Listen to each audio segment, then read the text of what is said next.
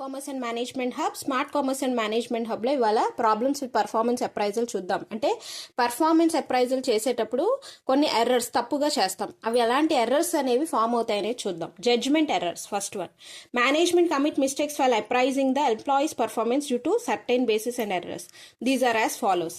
అంటే మనం జడ్జ్మెంట్ ఇచ్చేటప్పుడు అంటే ఫీడ్బ్యాక్ అనేది ఇచ్చేటప్పుడు రకరకాల ఎర్రర్స్ అనేవి చేస్తాం. అవి ఏంటి అంటే first impression. The appraisers first impression of a candidate May decide his evaluation of all subsequent behaviour. అంటే ఫస్ట్ ఇంప్రెషన్ బేస్ చేసేసుకుని ఓవరాల్గా ఎంప్లాయీ మీద ఫీడ్బ్యాక్ ఇచ్చేస్తుంటే, అంటే ఫస్ట్గా అతన్ని చూసినప్పుడు చాలా ప్లెజెంట్గా అనిపించింది.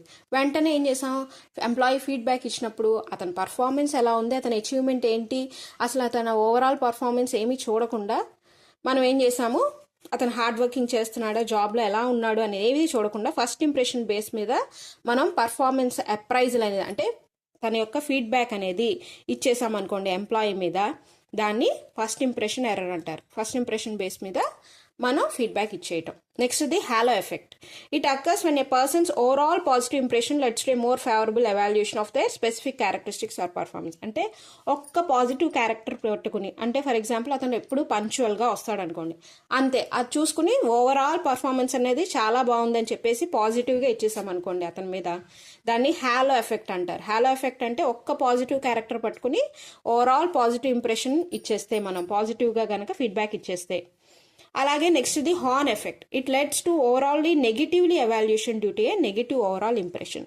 అంటే ఏంటంటే ఒక్క నెగిటివ్ క్యారెక్టరిస్టిక్ పట్టుకుని మొత్తం ఓవరాల్గా నెగిటివ్గా ఇంప్రెషన్ పెట్టుకుని పర్ఫార్మెన్స్ అనేది బాగాలేదు అని ఇచ్చేస్తున్నాం అనుకోండి, దాన్ని హార్న్ ఎఫెక్ట్. హార్న్ అంటేనే నెగిటివ్, ఓకేనా.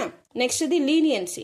Depending on rater's own mood at the time of evaluation he can rate. అంటే ఏంటంటే ఎవరైతే రేటర్ ఉన్నారో, రేటర్ అంటే నేను చెప్పాను కదా ఆల్రెడీ, ఎవరైతే మన సుపీరియర్స్ వాళ్ళే కదా మన మీద ఫీడ్బ్యాక్ ఇస్తారు, అతని యొక్క మూడ్ని బట్టి ఆ టైంలో ఎప్పుడైతే కరెక్ట్గా ఫీడ్బ్యాక్ ఎవాల్యుయేట్ చేస్తున్నాడో, ఫీడ్బ్యాక్ రాస్తున్నాడో, ఆ టైంలో అతని మూడ్ బాగుందా బాగోలేదా దాన్ని బట్టి కనుక పర్ఫార్మెన్స్ అప్రైజల్ అనేది ఇచ్చేస్తుంటే దాన్ని లీనియన్సీ అంటారు.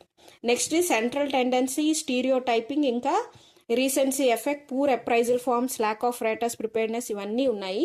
ఇవన్నీ గురించి కూడా తెలుసుకోవాలి అంటే మీరు పైన వీడియోని క్లిక్ చేయండి.